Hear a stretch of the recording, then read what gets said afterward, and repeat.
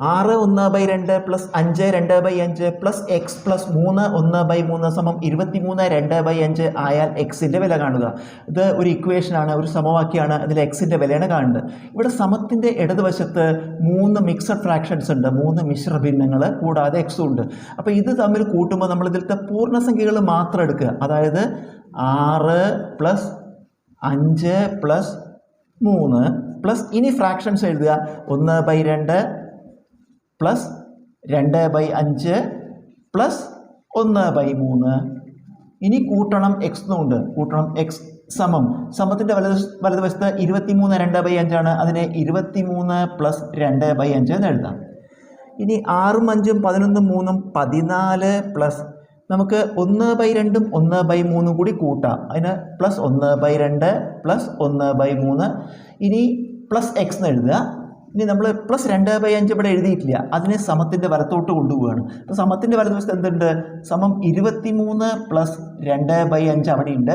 ഈ പ്ലസ് 2/5 അങ്ങനെ എടുത്തു, മൈനസ് 2/5. 14 പ്ലസ് ഇതെങ്ങനെ കൂട്ടുക? 1 3 3 പ്ലസ് 2 × 1 2/2 × 3 6. ഇതുകൊണ്ട് ഇതിനെ ഗുണിച്ചു, പ്ലസ് ഇത് രണ്ടും തമ്മിൽ ഗുണിച്ചു, ബൈ ഛേദങ്ങൾ ഗുണിച്ച് എഴുതി. പ്ലസ് എക്സ് സമം 23 എന്ന് മാത്രം എഴുതിയാൽ മതി. 2/5 2/5 കുറച്ചാൽ 0 ആയി പോയി. 14 പ്ലസ് ഇത് കൂട്ടുമ്പോൾ 5/6 പ്ലസ് എക്സ് സമം 23. ഇത് എക്സ് കാണാൻ നമ്മൾ ഇത് രണ്ടും വലത്തോട്ട് ഇട്ടണം. അപ്പോൾ എക്സ് സമം ഇവിടെ എന്താ ഉള്ളത്? 23 ഉണ്ട്.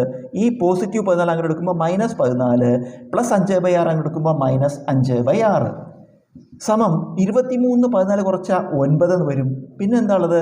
മൈനസ് 5/6. ഇതെങ്ങനെ കുറയ്ക്കുക? 9 മൈനസ് 5/6. 9 കൊണ്ട് 6നെ ഗുണിക്കുക, 54 മൈനസ് ഈ 5 അതുപോലെ ഇടുക, ബൈ ഈ 6 അതുപോലെ ഇടുക.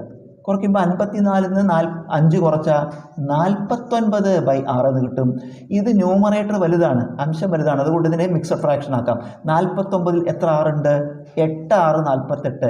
ശിഷ്ടം ഇവിടെ 1 വരും, ഛേദം 6. എക്സിൻ്റെ വില ഉത്തരം 8 1/6.